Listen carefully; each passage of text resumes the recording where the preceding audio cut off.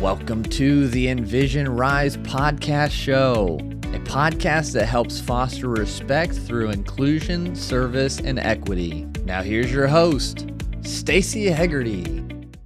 Welcome to the Envision RISE podcast. I'm Stacey Hegarty, Vice President of Equity and Inclusion for Envision RISE. Our guest for today's episode is Britt Carpenter, Executive Director of Philly Unknown and Triumphant Transitions. Britt, it's so good to see you. I know we've been trying to get you on this podcast for a while now. I'm glad we were able to make it happen. How are you? Good. I'm good. Thank you so much for having me. I'm excited. to talk today. Let's start with introducing yourself. Tell our listeners about yourself. About myself. Like I said, my name's Britt Carpenter. I live in Philly. I run an organization called Philly Unknown, which is a nonprofit that works with people who are experiencing homelessness and substance use disorder, and basically just those who need day-to-day resources. And I wear many different hats day-to-day, but sort of that's me in a nutshell. Well, let's talk about your professional history. You and I have known each other a long time, but obviously our listeners don't know. You have not always been in the not-for-profit world. And so talk about what happened? How did that transition happen for you, going from life in corporate America to life in not-for-profit, helping people experiencing homelessness? I saw like the for-profit corporate America world that we worked in was such a different world that, every single day it was pushed, that we had to perform numbers and produce and do this and do that. And, it was just a constant, from bell to bell, from the morning time you got up to the time you went to the sleep, or to the time you woke up in the middle of the night with anxiety to check your email, make sure everything was cool. And I started thinking to myself, there had to be a lot more to life than this, because I wasn't really happy, and it wasn't really great. So, I figured if I could make it in a world where, the numbers are being asked to be huge, why can't I make a difference in a world where there are people who are needing help, who are appreciative of the help that they're getting and are forgotten about? So, it was an easy switch. Was that an answer to the question? It is. Well, let's talk about Philly Unknown. It's gone through a lot of transitions over the past, I don't know, how long, 10 years, 68 years? Oh, geez. It'll be 7 years in December. Oh, wow. Okay, it's getting there. 7 years, December 12th. 7 years. And I know so you started off doing homeless support, basically. And talk to me about what that's been like. What have you learned? I know your focus has mostly been in the Kensington neighborhood, correct, in Philadelphia, and working with population there. How has Philly Unknown helped to support that community?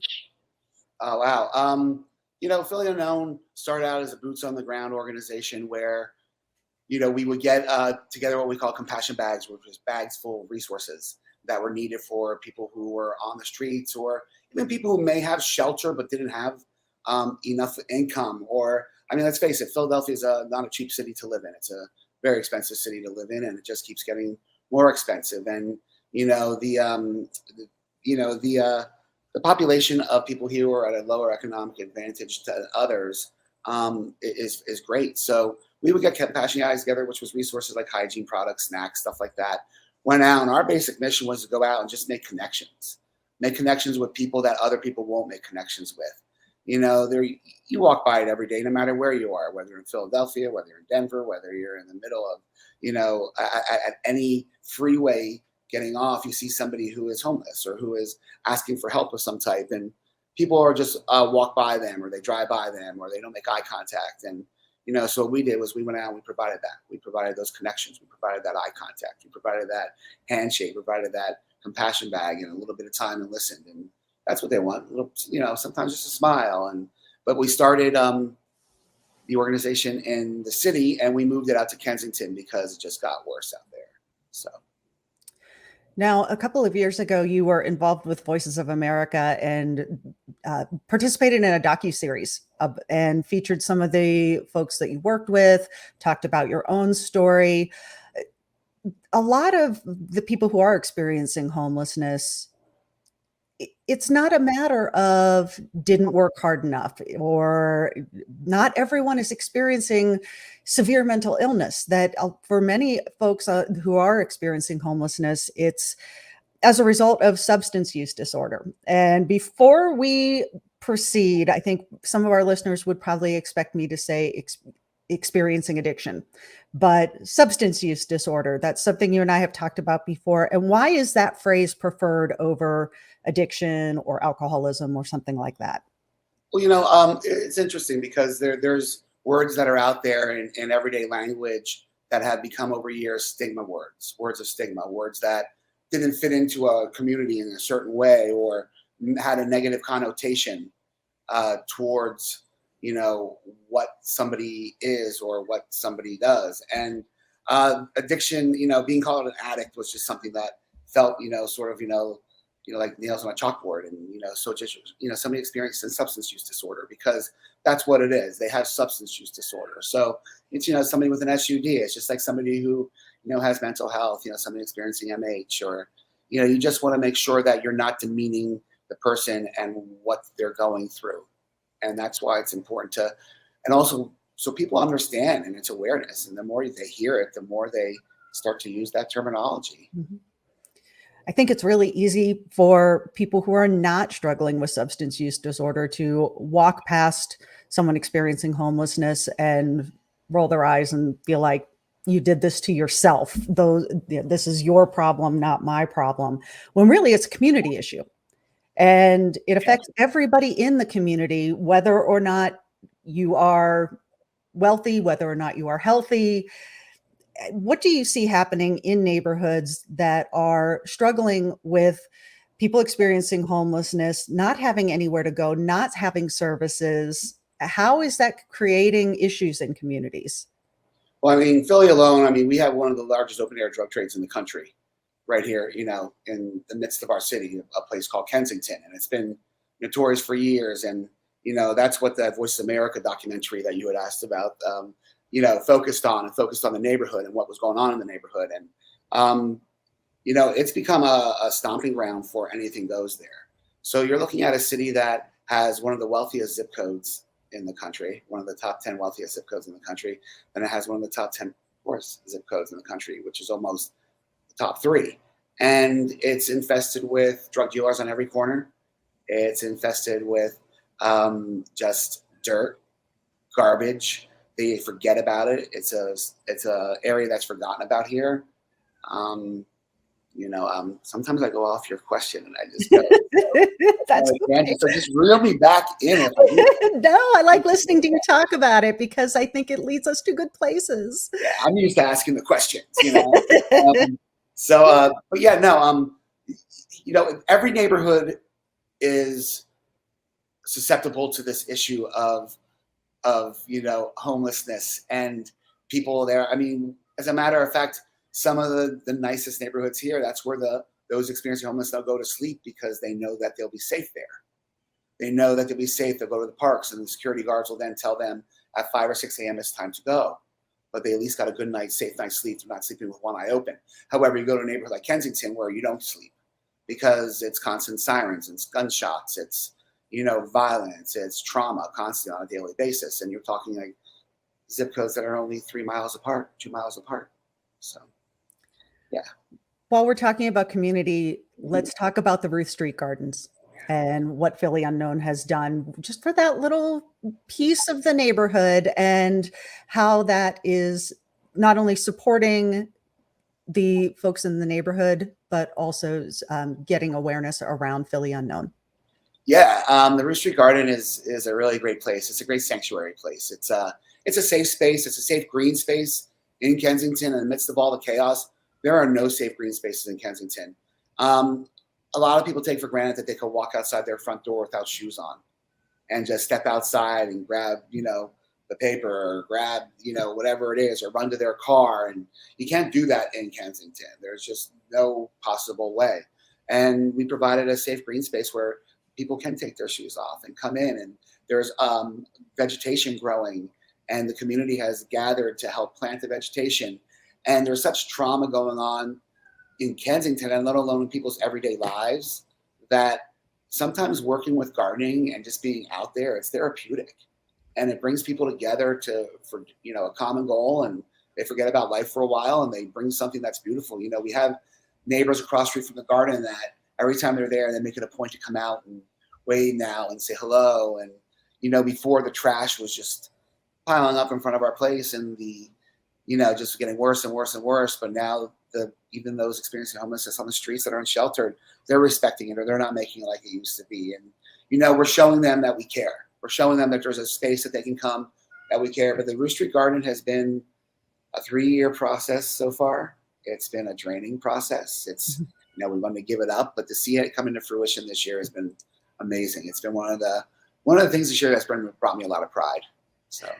And I've seen on the social media posts, you're actually getting lots of tomatoes, and some great vegetables are coming out of the Ruth Street Garden. We've had a huge harvest this year, actually. We've had more than I would have ever expected.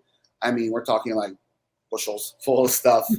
And, we have everything from tomatoes to zucchini to squash, eggplants, basil. Of course, we have a nice pumpkin growing. We've got watermelon. I brought a watermelon home yesterday. I'm excited to let it ripen a little bit and try it. So, it's been an interesting thing. And plus, it teaches the residents that, about sustainable living. And we've also used everything in the garden that's been repurposed. It's been repurposed from something else. That way landfills aren't being filled with junk. So we bring the junk to the garden and we make treasures out of the junk. So.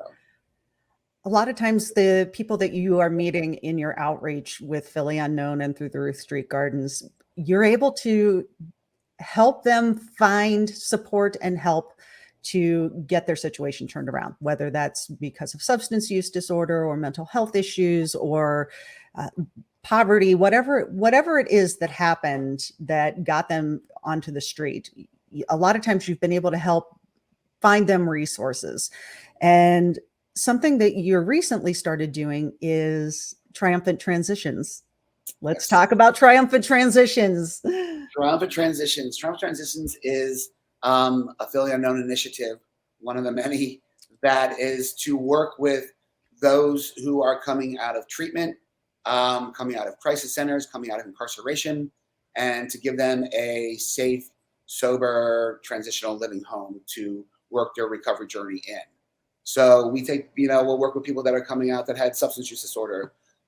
We work with people that have mental health. We work with people that, and when I say substance use disorder, just to be a little clear, I consider alcoholism as part of substance use disorder because it's a substance, and so people are like, well, that's not the same then. What it is, but because you asked about that before too, but it's pretty much the same. But anyway, and those formerly, that are incarcerated, those that are maybe just getting out and starting a life or trying to start their life and trying to get it together then. And we bring them in and we give them a safe place to stay. We help them get on the track to hopefully get their lives back to where they want to be or to start their new life all over again, whatever it may be. And so the homes they're pretty recent.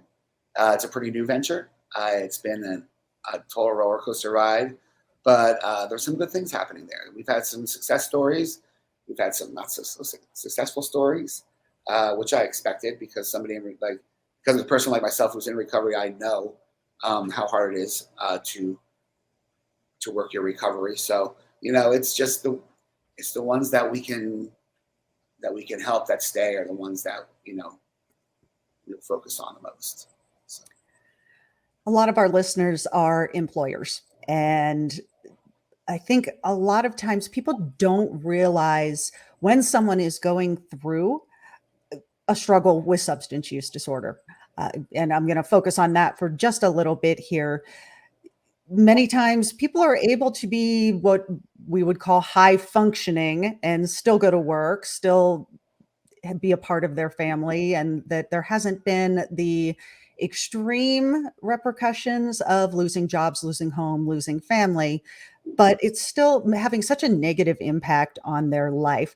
How can employers support their employees and their workforce who may be going through substance use disorder or have a family member who is struggling?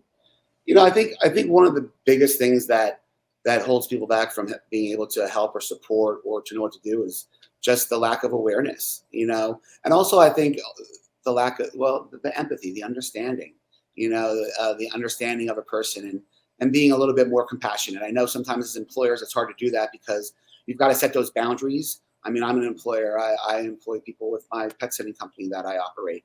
And, I got to set those boundaries, and I know how difficult it can be, but you also got to be compassionate to what their situation is, especially if they're doing a good job for you and it's somebody who you value. Then I think, they're worth the time to invest in to find out what's going on with them and how you can help them and support it. Because, I myself, I don't know, I guess you would consider I was a functioning employee and even employer in my substance use, active substance use days.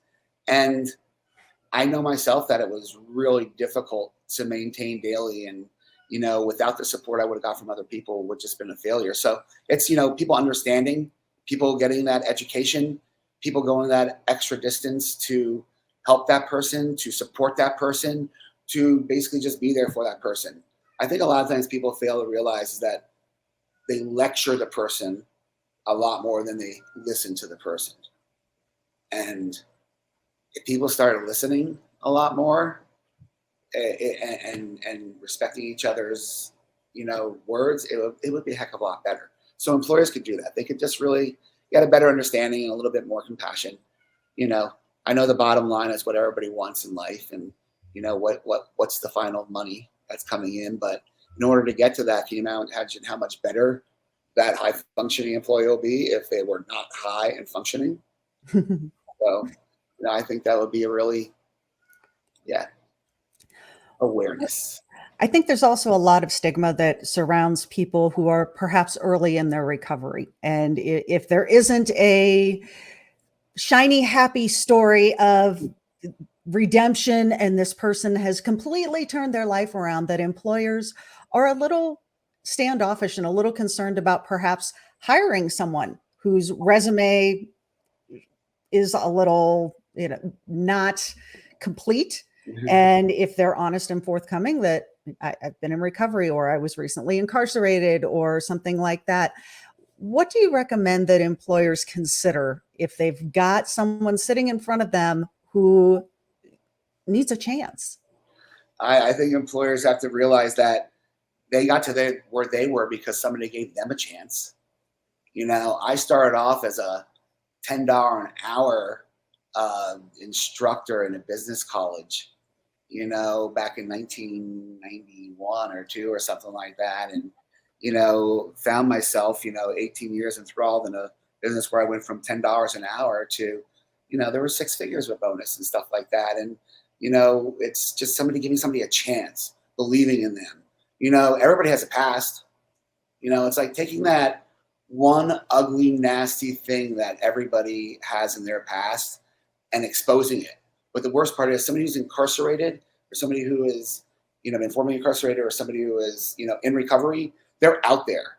The ugly thing that people have in their past isn't out there, But if that would be the one thing that they've been known for the rest of their lives, like, can you imagine like how they would feel? So I think it's, once again, it's that, it's breaking down, getting some awareness, having some compassion. Is the person good for the job? Is the person one of the best persons for the job? If the person could do the job, then give them a chance. The worst that can happen is it doesn't work out, and that's okay. But there are a lot of employers that are now hiring those who are formerly incarcerated or, in recovery. And it's funny because it's those who are in recovery because they're making themselves entrepreneurs now, because nobody else wanted to hire them, and they're all becoming extremely successful. And it's great to see. Well, how can people get in touch with you, Britt, if they want to support Philly Unknown or Triumphant Transitions or the Ruth Street Garden or any one of the many projects you have going on? They could go to phillyunknownproject.org, which is our main website. Triumphant Transitions Recovery.com is our other website for the recovery homes. But all the information is on there, contact information. We're on social media, Facebook, Instagram, and Philly Unknown is they can just check it out. Google it. You'll find a lot of information about us out there. A lot. Well, thank you so much for coming on the podcast today. I am so excited to share this with people because I'm so proud of the work that you're doing and couldn't be more excited. For more information about Envision RISE, you can find us at envisionrise.com.